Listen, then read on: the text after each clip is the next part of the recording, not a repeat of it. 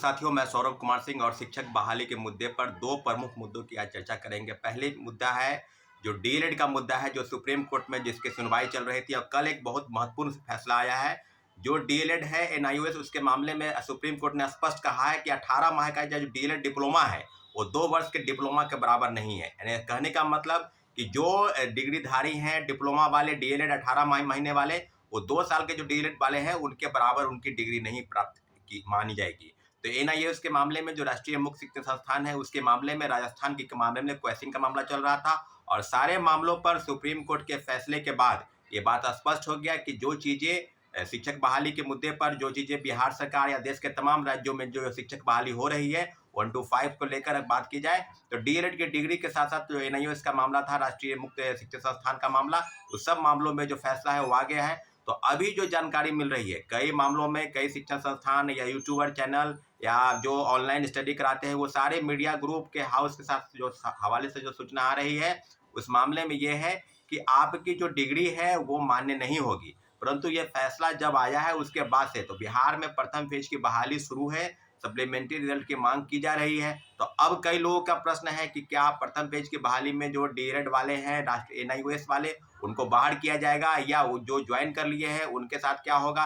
तो मैं आपको बता दूं, प्रथम फेज की बहाली में जो भी चीजें होंगी ये सरकार के तरफ से आज या कल तक नोटिस जरूर आ जाएगा कि उनके साथ क्या होने वाला है। परंतु इतना जरूर है कि प्रथम फेज की बहाली में मुझे लगता है कि कोई विशेष असर नहीं करेगा। हाँ, इतना जरूर है कि दूसरे फेज की बहाली जो 7 दिसंबर से जिसकी परीक्षाएं शुरू होने वाली है, एनआईओएस के जो मामले, जो सुप्रीम कोर्ट का जो डिसीजन आया है, निश्चित रूप से उसका असर पड़ेगा। जैसा कि सबको पता है कि 1 to 5 में जो सुप्रीम कोर्ट का जजमेंट आया, जिन्होंने कहा कि 1 to 5 के लिए बीएड की डिग्री जो है अमान्य होगी, उसके लिए डीएलएड की डिग्री जो है वो पात्रता जो है वो बाध्यता है इसके लिए, शिक्षक बनने के लिए। तो आपको ये हम बता दें, अब जिसके पास जो जानकारी है, जिसके पास जो समझ है इस मामले को लेकर, हमने लॉयर से भी इस मामले में बात की है। उन्होंने कहा कि 1 to 5 के लिए डीएलएड के मामले में फर्स्ट फेज की बहाली में कोई विशेष असर नहीं पड़ेगा। परंतु शिक्षक जो बहाली को लेकर जो शिक्षा विभाग और बीपीएससी की तरफ से जो नोटिस आएगा उसका इंतजार है कि क्या होगा क्या नहीं होगा। अब दूसरी महत्वपूर्ण, आज एक महत्वपूर्ण बैठक है, धरना प्रदर्शन गर्दनीबाग धरना स्थल पर है। तो सभी साथियों से आग्रह है कि आप तुरंत 11 बजे से शुरू होगा तो आप वहां पर मौजूद होइए, क्योंकि आप अगर चाहते हैं कि सप्लीमेंट्री रिजल्ट आए, और कई मामलों में जैसा कि आपको पता है कि सरकार द्वारा एक नोटिस जारी किया गया है कि 80,000 लोगों ने ही ज्वाइन किया है, तो अभी भी लगभग 40,000 पद खाली हैं और सप्लीमेंट्री रिजल्ट को लेकर लगातार बातें की जा रही है। कई नियोजित शिक्षक है जो ड्रॉप आउट है, कई फर्जी प्रमाण पत्र के आधार पर जिन्होंने नियुक्ति पा लिया है वो हैं, कहीं ऐसे हैं जो कहीं रेलवेज में, बैंक सेक्टर में या कोई अन्य संस्थान में नौकरी करते हैं, उनको वहां से उन एनओसी लेने में कम से कम 1-1.5 महीना समय लगेगा, वो लोग ज्वाइन नहीं किए हैं। देखिए, सरकार के एक तरफ जो कह रहे हैं कि सप्लीमेंट्री रिजल्ट निकालेंगे, वहीं दूसरी तरफ लगातार डेट बढ़ाया जा रहा है। पहले 25 से बढ़ाकर 30 और अब 30 से बढ़ाकर 7 दिसंबर कर दिया गया। तो जाहिर सी बात है कि अगर आप सप्लीमेंट्री रिजल्ट देना चाहते हैं तो 30 तक दे देते रिजल्ट। अभी भी चेयरमैन सर लगातार ट्वीट कर रहे थे कि हम सप्लीमेंट्री रिजल्ट की तैयारी चल रही है, शिक्षा विभाग से जो है वो पत्र जैसे ही आ जाएगा उसको हम सप्लीमेंट्री रिजल्ट निकाल देंगे।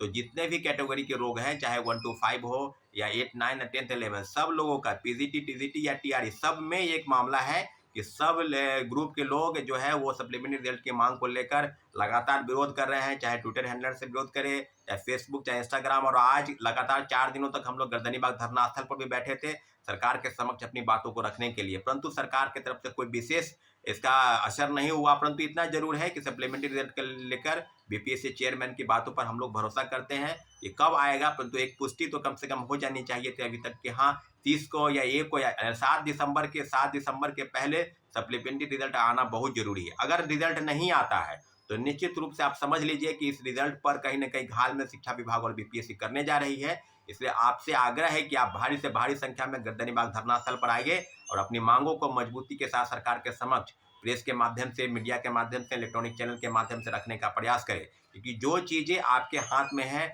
उसको एक विरोध के माध्यम से, एक प्रदर्शन के माध्यम से तय किया जा सकता है, परंतु आपकी वहां पर सहभागिता बहुत जरूरी है। इसलिए निश्चित रूप से आपको वहां पर आना होगा। और रही बात, तीसरी प्रमुख बात कि नियोजित शिक्षक, कई ऐसे हजारों नियोजित शिक्षक है जो ज्वाइन नहीं किए हैं। राजकर्मी का दर्जा देने की बात लगातार सरकार की तरफ से की जा रही थी और ये भी चल रहा था कि कैबिनेट की मंजूरी मिल जाएगी, परंतु राजकर्मी का दर्जा अभी तक नहीं मिला है। जैसा कि सबको पता है कि राज्यकर्मी का दर्जा देने के लिए अलग से बिहार राज्य विशिष्ट शिक्षक नियमावली बनी है। तो बिहार सरकार दो तरफी जो चाल चल रही है, एक तरफ उसको राज्यकर्मी का दर्जा देने की बात कर रही हो, दूसरी तरफ सेकेंड बहाली में नियोजित शिक्षक, कई लाख नियोजित शिक्षक हैं जिन्होंने फॉर्म अप्लाई किया है। तो जाहिर सी बात है कि वो फॉर्म भी भरे हैं, तो परीक्षा भी देंगे, अगर पास कर जाते हैं तो वो फिर नौकरी भी उनको लग जाएगी। तो निश्चित रूप से आपको बता दें कि प्रथम पेज की बहाली में लगभग 40-42 हज़ार नियोजित शिक्षक हैं जो प्रथम पेज की बहाली में ज्वाइन किए हैं। तो सरकार के पास जो डाटा 1,20,000 दूसरे फेज के लिए भी, उसमें भी कई लाख नियोजित शिक्षक ने फॉर्म अप्लाई किया है। तो सीधे सीधे बात है कि जो नए लोग हैं उनके अवसर कम होंगे, फ्रेश वालों को मौके कम मिलेंगे।